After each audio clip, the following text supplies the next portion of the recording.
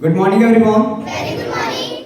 My name is Aman Kotaria, and I am here to going to deliver a short story in Hindi. एक बार एक देश में एक राजा रहता है। उसके दरबार में एक दरबारी आता है और कहता है कि आपके राज्य में अब बहुत जल्दी हमला होने वाला है। एक हफ्ते के अंदर हमला होने वाला है और जो देश हमला करेगा वो बहुत ही विशाल देश है और उसके पास बहुत पावरफुल आर्मी है। तो वो सब डर जाते हैं और फिर कहते हैं कि हम कैसे अब लड़ेंगे और इतनी हमारे पास सेना भी नहीं है। वो देश बहुत छोटा रहता है, इसलिए उनके पास उनकी आर्मी बहुत छोटी थी और वो टेक्नोलॉजी में भी बहुत आगे थे जो हमला करने वाले थे। फिर वो सभी मंत्रियों को बुलाता है और सलाह देने के लिए कहता है।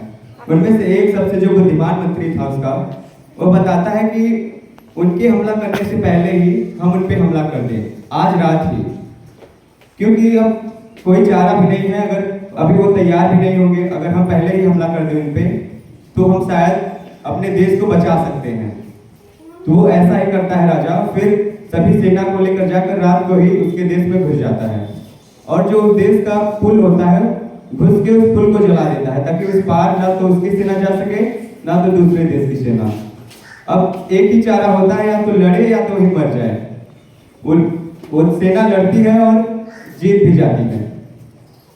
यह कहानी हमें मैसेज देती है कि जब हमारे पास कोई प्लान बी नहीं होता तो प्लान ए का सक्सेस होने की संभावना बहुत ज्यादा होती है।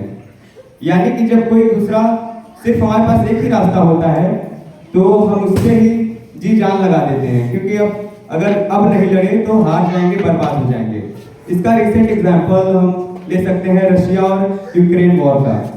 जैसे कि रशिया आप जानते हैं बहुत ही विशाल देश है, टेक्नोलॉजी में भी बहुत ही आगे है यूक्रेन से और सेना में भी। लेकिन सबको लगा था कि एक हफ्ते के अंदर रशिया यूक्रेन को खत्म कर देगा, पूरा सफाया कर देगा। लेकिन आज तक भी यूक्रेन सक्सेसफुल रहा है अपने देश को डिफेंड करने में। पर क्यों ऐसा क्यों होता है? इसका एक सिंपल ही रीजन है उन सोल्जर्स की मोटिवेशन में। क्योंकि जो देश अटैक करता है, ऑक्यूपाई करना चाहता है, उनके सोल्जर्स के दिमाग में ये होता है कुछ पाने की चाह होती है। लेकिन जो डिफेंड करते हैं उनकी मोटिवेशन अलग ही होती है। वो यह सोचते हैं कि लड़े नहीं तो हम रहेंगे कहाँ, अपने देश को बचाना है हमें, हम कहाँ रहेंगे। यही उनमें फर्क है और आज यूक्रेन भी सक्सेसफुल रहा है अपने देश को डिफेंड करने में। धन्यवाद।